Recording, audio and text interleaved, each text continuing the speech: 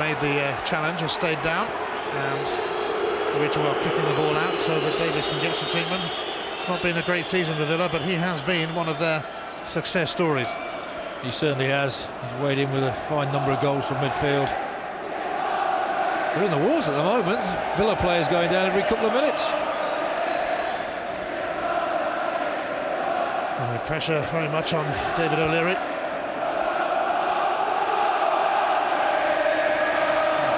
Alongside him. Well, we mentioned that they're already short on midfielders with Milner and Barry both absent. Hendry has at least shaken off his knock. Looks like Davis will do the same. He won't want to withdraw from this battle. Ryan Robson with just one win in 11 games against Aston Villa as a manager, and that was at Middlesbrough 9 years ago.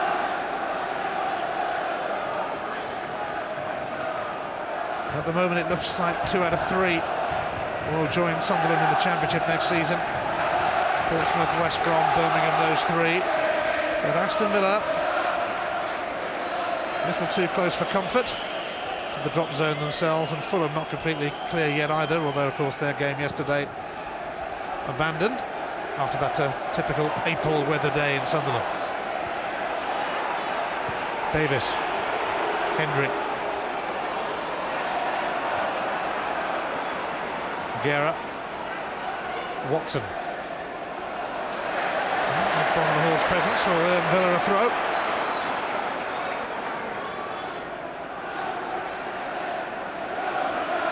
McCann, Baumer,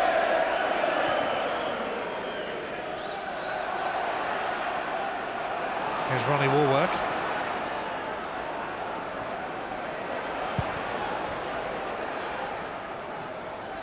You talk about the state of Midlands football, West Midlands, 3 teams down there, you don't want to see that.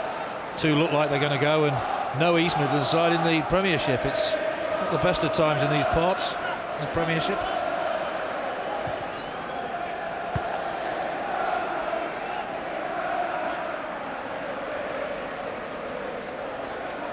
Yes, Premiership football hardly booming in the second city right now.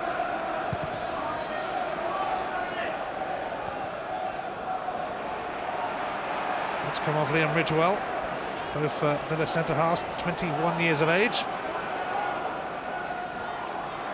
Offside, Greening, should have seen that coming. Yeah, basics that is. Shakes his head, but he certainly was. You have to be giving West Brom credit here. They've taken the game to Villa. You know the importance of this game, feel they can win it, and they've had the chances. Camara, Guerra already have had 2 quality chances.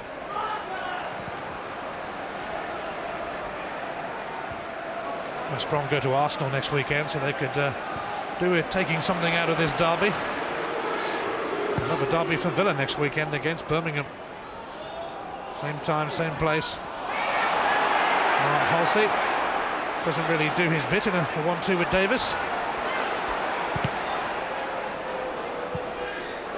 So Robinson there thought better of it. He was just about to go diving into another challenge and realised that if he got it wrong, he could be off.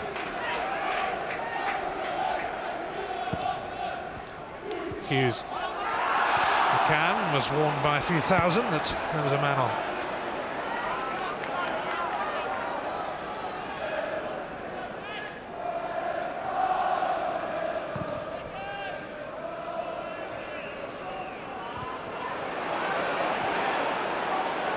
Baumer, Phillips, Hendry, Clements and Davis having to deal with it between them. Agbon Lahore, that's not the worst. Milan Barros. Oh, and Phillips onto the bar, and somehow it stayed out. What an absolutely incredible sequence that was. Magnificent goalkeeping by Kuszczak, it had to be. I don't know what West Brom were trying to do there. They're trying to just shoot themselves in the foot. It's hooked back in, the back header, unaware of what was behind him. Davis gets it away. It's put straight back into the mix. Hendry takes, but there's been a... Well, it's actually swirled out. As soon as Hendry took it, it went out and back in.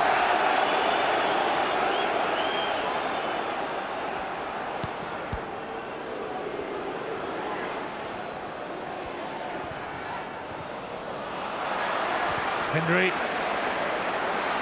Quasi with a tackle, but a Villa throw.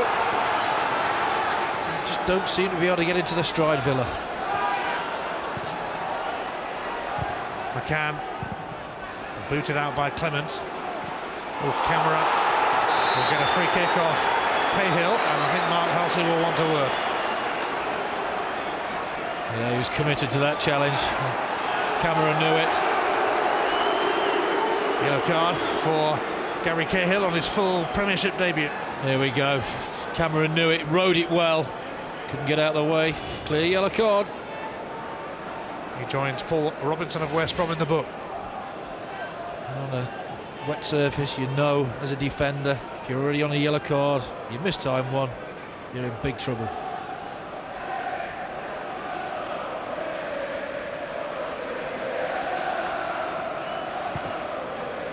Robinson's free kick. Campbell steering it on. Sultan Guerra on the volley, and Diamansi Camera nearly diverted it in, but Sorensen saved Villa. That's an absolutely stunning save. I don't think many people expected the header to come from Camera. It's a speculative volley in the end from here from Guerra, and look, just gets a touch on it, and how late he has to go for that. That is major quality. Camera thought it was going in. Sorensen had other ideas. Greening for the corner. Camera there again, and it's blocked by Hughes, and blocked well. Greening. Not a good centre from him that time, but here's Quasi. Camera. Cahill has gone out there with him. Guerra. Neil Clement. Phillips pipping Greening to it.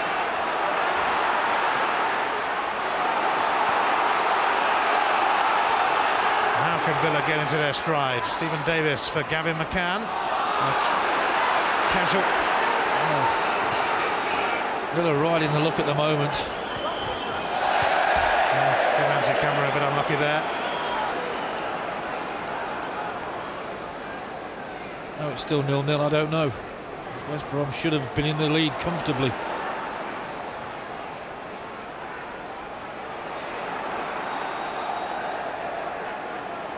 Yes, they have had some clear chances, some clear sights of goal, West Brom. Villa, on the other hand, have hardly had a chance. The only one they really had, where Kuszak saved them when it was bouncing around in the box, was created by their own defensive inabilities.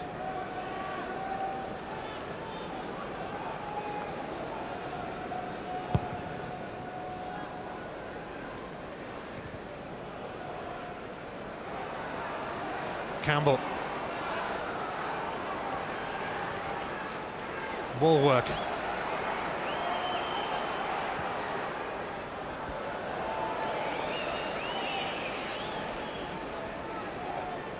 Aston Villa with just 4 home wins in the Premiership this season for a club of their size and their stature, and with such a grand arena to play in as well. That is an awful record, really. Oh, it is, and only 15 goals.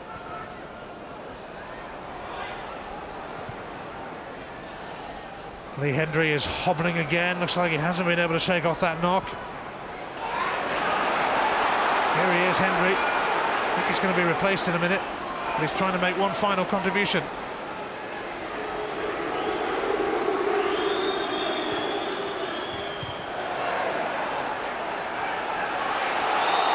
Stephen Davis wasn't one for giving it up, but he used his hand.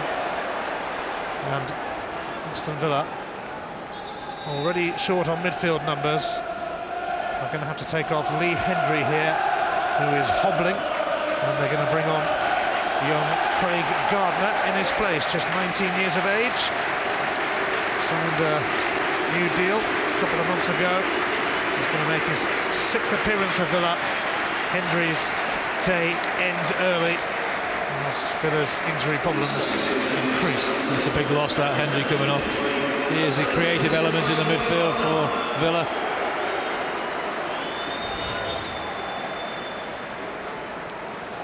So Craig Gardner comes on to play his part in this West Midlands derby. It looks like he will join Gavin McCann in the centre of that midfield, with Stephen Davis moving wide. Guerra. Here is Gardner. Davis snapping in. And now Agbon Lahore. He's gone past Clement. Can he find Barros? Barros leaves it for Phillips. And Kushak with a vital stop. That's a terrific save by Kushak. Was he totally committed there, Kevin Phillips? And Bon Lahore does ever so well here. Gets away with his pace, and I think Barros, I thought, hit the near post, but he pulls off well. Leaves it for Phillips, aware of what's around him, and he just tries to pass it in there. Good one-handed stop by Kushak. It falls kindly for Paul Robinson. Sorensen, though, will claim that, no problem.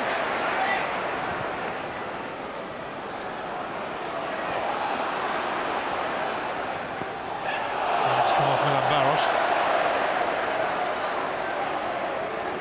Both keepers have kept their sides in this game. A wonderful save from Sorensen. And another one there from Kushak.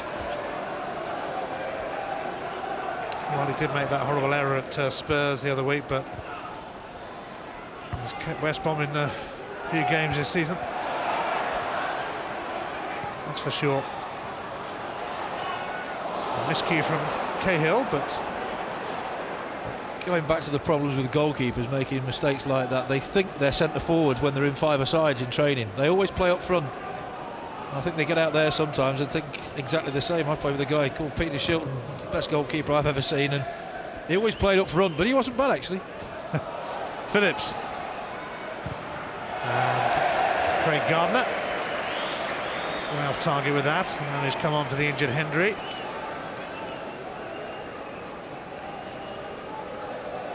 David O'Leary having to rely on some of his young players again.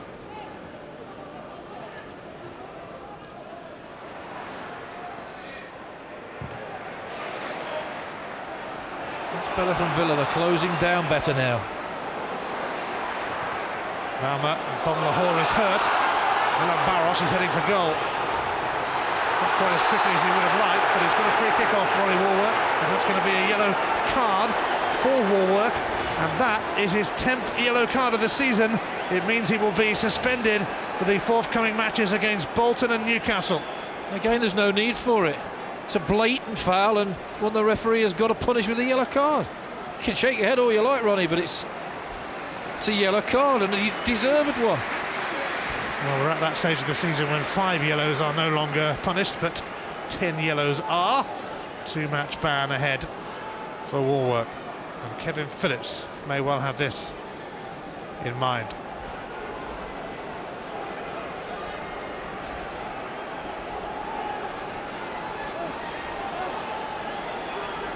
Kushak wary of his wall. Phillips has scored some screamers in his time. Will he fancy having a crack? He certainly does. Beaten away by the Polish keeper. And that is going to be the last action of the first half, and we have seen some high-quality saves from Kushak at one end and from Thomas Sorensen at the other. West Brom have had the clearer chances. It's been nervous at times, but you have to expect that really with the immense stakes. Pat on the back for Bon Lahore. Half-time at Villa Park. Aston Villa 0, West Brom 0. West Brom start the second half. Two teams who have struggled to score. No surprise perhaps that it's goalless, but not for the want of trying. West Brom began brightly, had some clear chances. Aston Villa came into it too as the first half went on. You get the feeling one goal might settle it today. Without a doubt. Villa, to be fair to them, weathered the storm and they came back in last 10-15 minutes. They look more like a home side.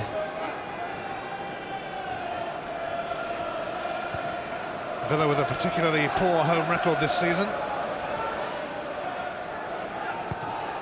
West Brom, though, don't have an away record to be proud of. Their solitary success on their travels came at Wigan.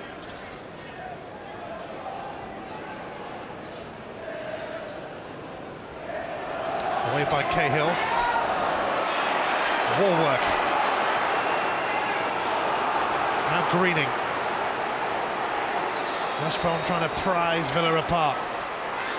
Camera waiting for the pullback and might be able to get his shot away. He does, but Sorensen is equal to it.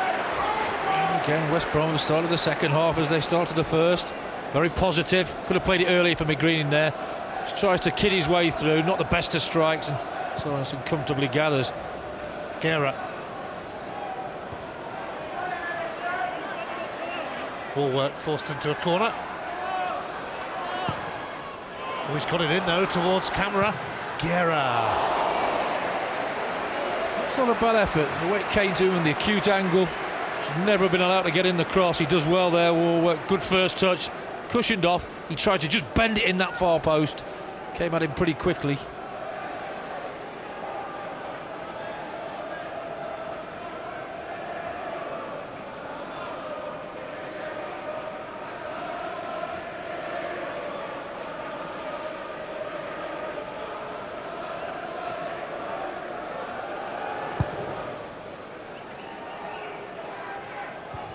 Curtis Davis sent back by Ridgewell. Barros.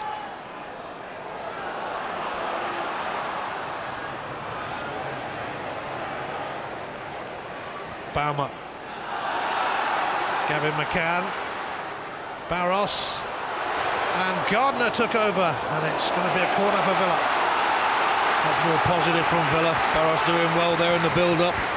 And McCann, a lovely little ball in here. Not a bad strike, gets a deflection, and Kuszczak scrambling. Sees it wide. Gardner himself will take the corner. Steered away by Watson. Here's Baumer. There's a crack on his right foot.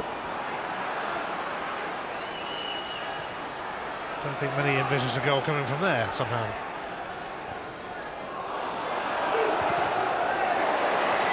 Kuszczak's kick goes to Gardner.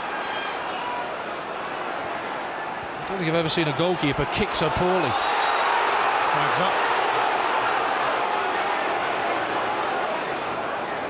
Clement is absolutely slaughtering Kuszczak, saying, come on, lift it.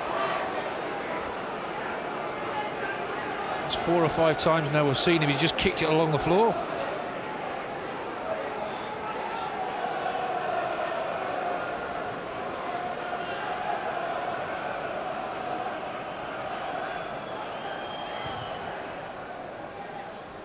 Well, Kuszczak's kick carries to camera.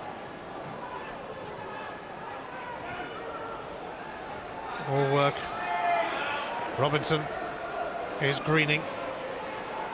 West Brom probing again. Sultan Guerra rescues it. That's rolled out now.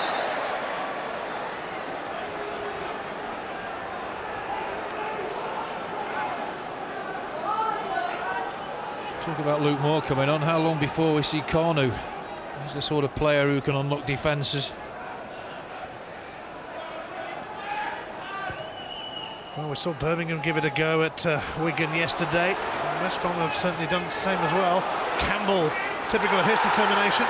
Camera goes down, Guerra's cross, Jonathan Greening! And it just won't happen for West Brom. I can't believe that. And now they can Brian Robson. That's another gilt-edged chance.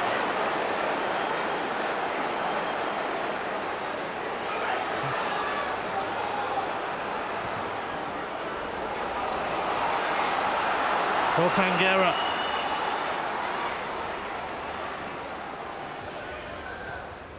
On by camera, but West Brom kicking themselves, they haven't scored. Well, how many chances do they want? Kevin Campbell does ever so well in the build-up to the chance for Jonathan Greening. Look at that for commitment, and then a lovely little ball. He invites the attack, and look at the space and the time he's got there. And he's just put it across, he's gone for goal. And anybody who remembers what a threepenny bit is, you used to call that threepenny bit head when you did things like that. And that was certainly one of those moments. No, none of us can remember that far back, Sergi. No, I just thought I'd get that response. Here's Milan Barros. Well, Woolwork made the first challenge, allowing Davis to dispatch it. Greening, who wasted a big chance. He could actually have brought that down on his chest and volleyed it in. He'd got that much time and space.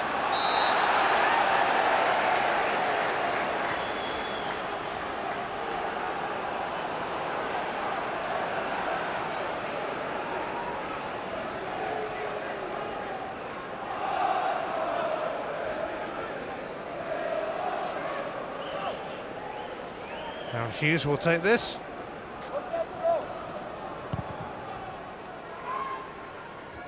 Helped on by Cahill.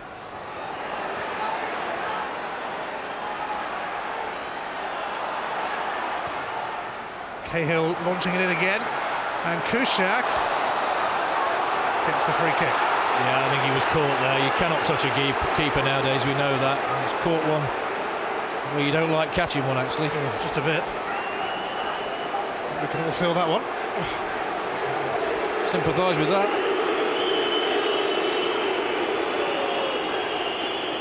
It's a high looping ball put back in. He comes out confidently. See the challenge. He jumps. Oh dear me! Jumps straight into the groin there. That's a poor challenge.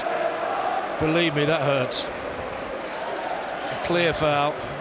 All men everywhere are wincing at the moment. It's bad enough on a 78-degree hot day, but on a cold day like this, not what the doctor ordered. No wonder he's checking.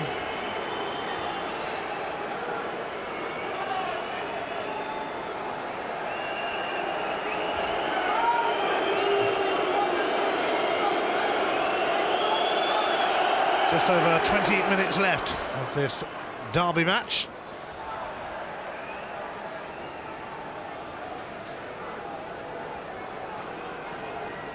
Let's always have the look of a game where one goal would settle it. David O'Leary seems to have signalled to perhaps Luke Moore there that it's time for a change. It is crying out for it. His pace and his movement will cause West Brom problems.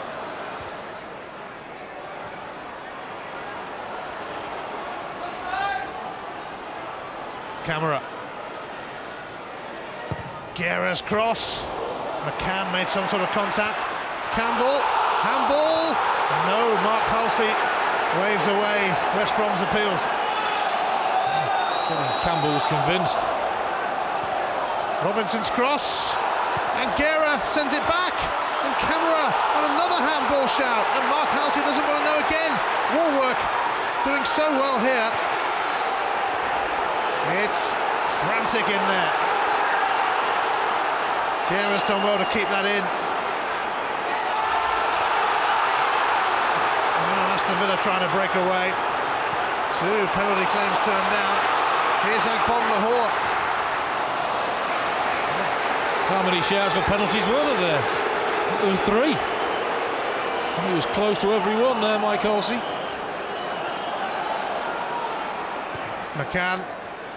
Oh, Phillips almost setting up Barros, but it's Davis who pokes it away. And both teams are giving it a go now in the quest for 3 precious points. Hughes' cross. Kushak will grab it. I wonder what was coming his way there when he went up for that one, Kushak. He's had one unfortunate collision with Ridgewell.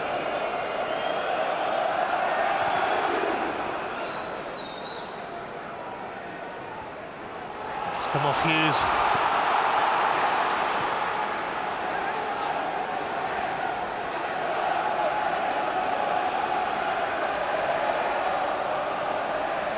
Campbell. Camera. Greening.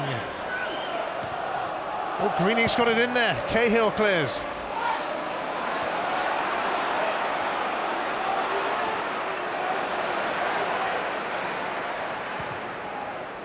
Watson. And that's going to be a corner. West Brom are cranking it up. I think the West Broms were willing Mike Halsey there to give them something. Kevin Campbell was convinced one of them was a penalty.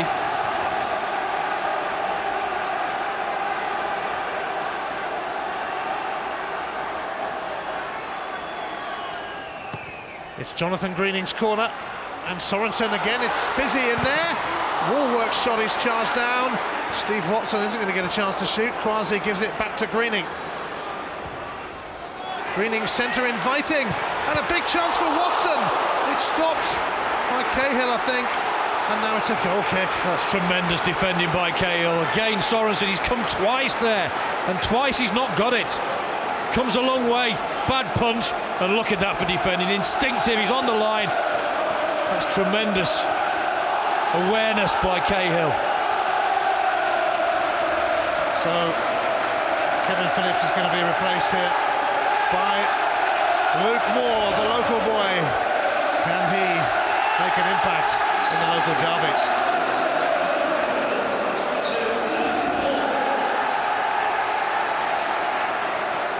Well, West Brom cried handball twice. I think that's not a penalty. You can't even see what's happening there. Is this one? Diving header. It hits his hand, but it would have been unfortunate. It wasn't intentional. Well, maybe Mike Halsey did get them right, but you have seen them given. How many times do we say that?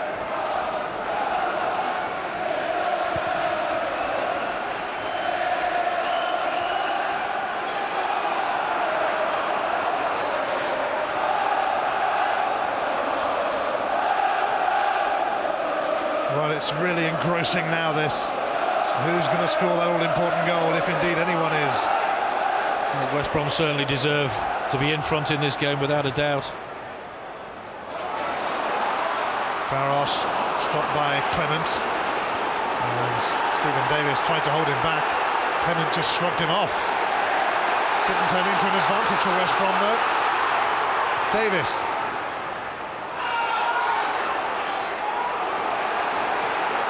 Mark Halsey will need eyes in the back of his head in the last quarter of an hour. I think he's refereed it very well. Camera. Robinson. Down the line for Greening.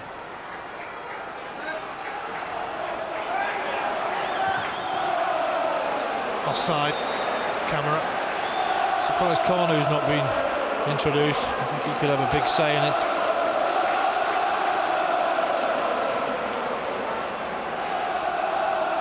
Mark Halsey spurning 2 penalty shouts for West Brom.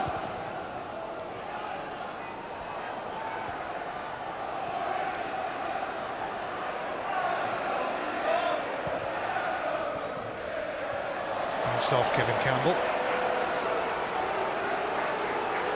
who was a former Arsenal teammate of David O'Leary back at the start of his career. Hoping to put one over O'Leary today, though.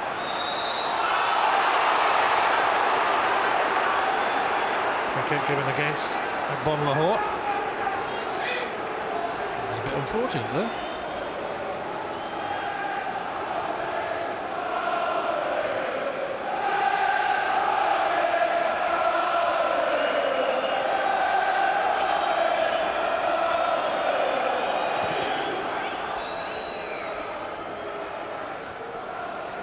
By Campbell, and now Camera.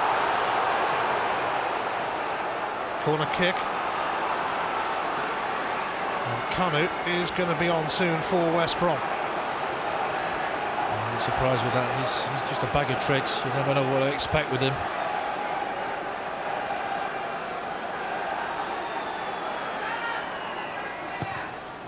Greening takes it.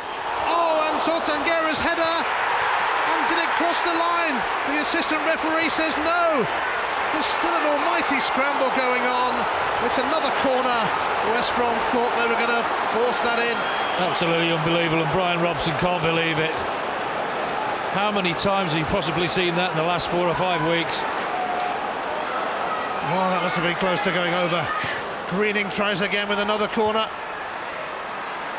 Aston Villa are certainly living dangerously, but having said that, Milan Barros leading a charge out now.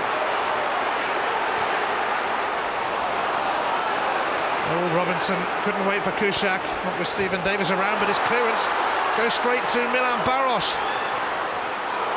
And Barros is still going. Luke Moore was waiting, and what a vital interception from Steve Watson. It certainly was, because Luke Moore was ready to pounce. Empty net waiting for him. Barros does well there, with battling qualities.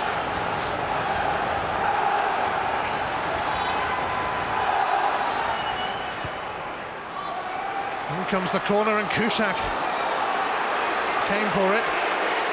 Agbonlahor back in, and it's a goal kick off the head of Liam Ridgewell. Ridgewell's convinced it came off a West Brom defender.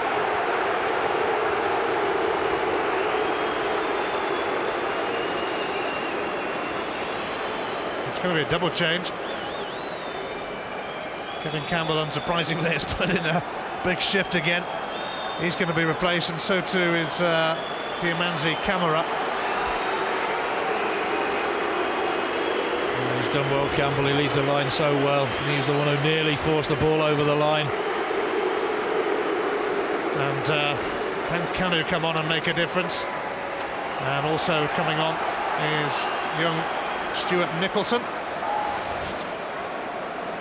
making a fleeting appearance for West Brom. Young striker who's banged in a few goals for the reserves lately. 7 in his last 8 reserve games. Can he transfer that to the big league, to the Premiership?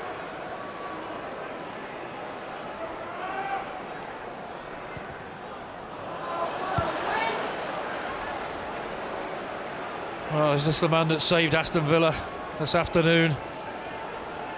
Good ball knocked in, a great flick. Sorensen's reaction's very good. Look at Campbell, holds them off with strength, and again it's Cahill and Ridgewell on the line there. Double block. Terrific defending yet again. He's kept them in the game, Cahill.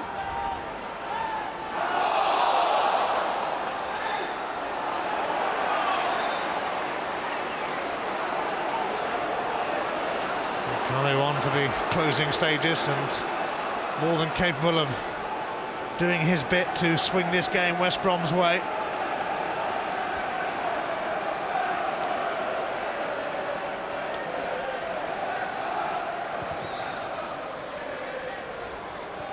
It's missed by Kanu, it's a goal kick. Well, it's been frantic at times, and West Brom certainly will feel hard done by if they don't leave Villa Park with 3 points. Similar story really to the other derby they played at Birmingham recently. David O'Leary's Villa have had a testing afternoon, and of course Birmingham come here next week. They can't really afford to lose to either of their rivals, or they could be dragged into the relegation battle. You've got to feel a little bit sorry for Brian Robson, his team have just dominated at times. Here's Milan Barros, stopped in his tracks by Paul Robinson. We're inside the last 10 minutes, 0-0, but it's been an absorbing 0-0. How is it still 0-0? Agbonlahor.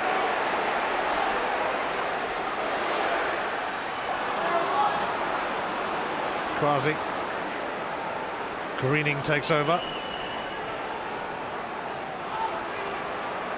Quasi running out of time in his effort to get to that. He's not happy with the standard of the pass there. Another man, maybe not at full fitness, the time he's been missing.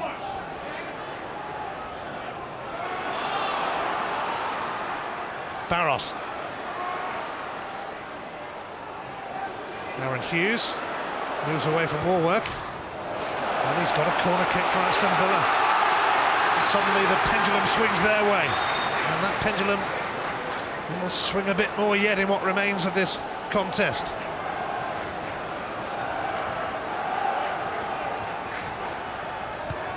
Gardner's corner. Another corner.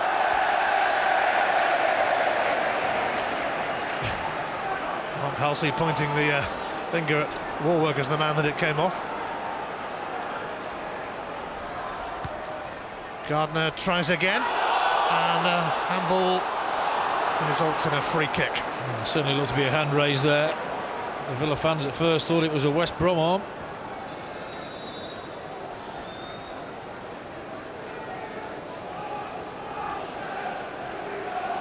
Ronnie Warwork is going to be replaced here by the Japanese international Junichi Inamoto. Warwork picked up a yellow card that will result in a 2-match ban because it was his 10th of the season. He missed the games against Bolton and Newcastle.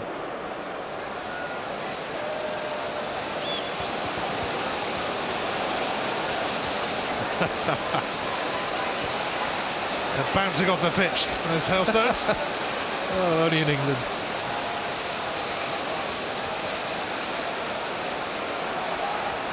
Springtime. Well, it's all over. It ends goalless. 1 or 2 boos for Aston Villa again. And certainly West Brom will feel that they did enough to win this game. Without doubt, they had chance after chance after chance. Some clear cut, some well defended by Cahill. But it's a game Brian Robson will feel he should have won. Well, it might turn out to be a precious point in the fight for survival yet for West Bromwich Albion. And next up for Aston Villa, well, they meet Birmingham here. And Brian Robson is heading towards the referee Mark Halsey for a few words. And he will be questioning those penalty appeals, perhaps. It all ends with one big argument out there. Brian Robson feeling rather hard done by, that certain decisions did not go his way. Well, I think if he looks at the replay, he'll see that it would have been harsh to give those penalties. Well, it was a gripping contest. We didn't have a goal, but we had a fair bit else besides. It ends in a hailstorm at Villa Park. Aston Villa 0, West Bromwich Albion 0. Brian, how did you not win that game?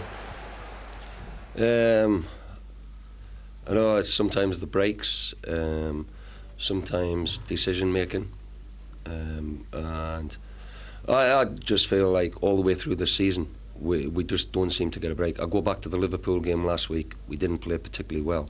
The first goal's definitely offside, and as far as I'm concerned, we have 2 reasonable cases for handballs for a penalty in the second half when we're really dominant and we're absolutely dominating the game, and yet we never seem to get those decisions, and that's all I can say. I don't know why. I'd love Andy Gray to go on Sky and actually do an analysis of our season and decisions which go for us and which go against us, because I tell you what, it's unbelievable the amount that go against us. There was good case for 2 penalties there, and to me the one is a definite pen, absolute definite. I've seen it on the replays, and it's not the ball to the hand, it's the hand to the ball, and that has cost us. West Brom feel they should have had 2 penalties for handballs, back-to-back decisions. What did you make of them? Well, I'm bound to say no, and I could throw in, I've got, but you've got to go with the referee's decision. Luke Moore's in my dressing room demanding that he was pulled down.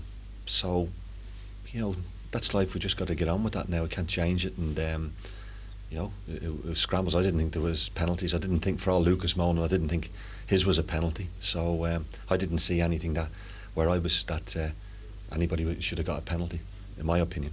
Do you feel fortunate to get a point out of it in the end, or fair? Oh no, I don't think. I think anybody says we were fortunate today is kidding themselves. I think, to be perfectly honest, we maybe should have been going 1 or 2 goals up at half time, but we weren't. And I thought overall, looking the way it panned out in the second half, a draw is a fair result. There was some great stops and blocks and last gasp defending, mostly from you actually. Yeah, I think I cleared the first one with my left foot off the line. The second one, I think there were about 4 clearances, to be honest with you. I just remember turning round, the ball was bouncing on the line.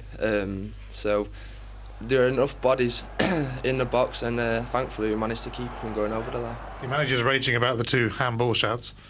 Yeah, I thought definitely both were penalties, but we should get at least one for sure. There's one where the ball's been headed down, and I think the lad's moved his arm to the ball, and the other one I've tried to head it back across, and the guy's arms above his head. Now, if that ain't handball, I don't know what is. But it's hard enough for the officials anyway. But we believed it was a penalty, so back to the drawing board, and we got only an easy game against Arsenal next. Those fixtures piling up for West Brom. That game at Highbury is next Saturday. But no goals at Villa Park. West Brom still wondering how. After the break, we'll get John Salah.